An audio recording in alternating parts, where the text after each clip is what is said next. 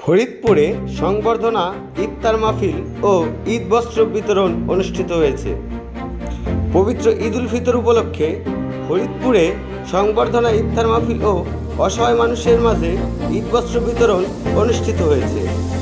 বুধবার 18 মার্চ ফরিদপুর সদর উপজেলার রাজবাড়ী রাস্তার মোড়ে এই আয়োজন করা হয়।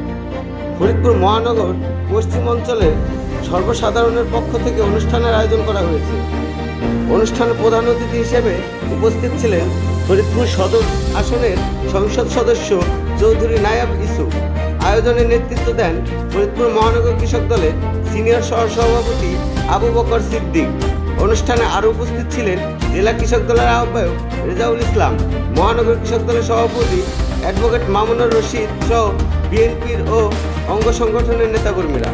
অনুষ্ঠানের অংশ হিসেবে ইফতার মাহফিলের পাশাপাশি অসহায় নারী ও পুরুষের মাঝে শাড়ি লুঙ্গি বিতরণ করা হয়।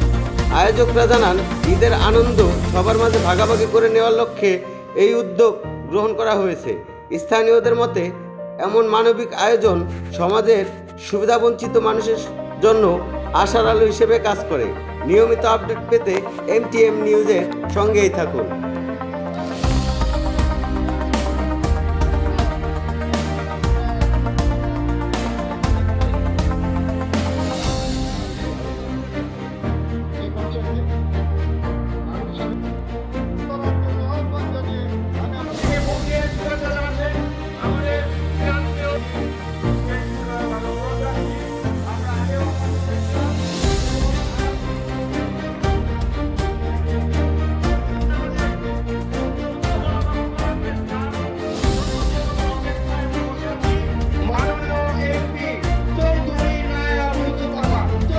এখানে আমার অনেক মা বোনরা আসছেন, আমার মুরব্বীরা আছেন এবং আমাদের আছে জেলা কমিটি, মহানগর বিএনপি, জেলা বিএনপি, তারপরে কৃষক দল, স্বেচ্ছাসেবক দল, মহিলা দল, বিভিন্ন অঙ্গ সংগঠনের নেতৃত্ব আছেন এবং আপনাদের 6 নাম্বার 5 নাম্বার ওয়ার্ডের।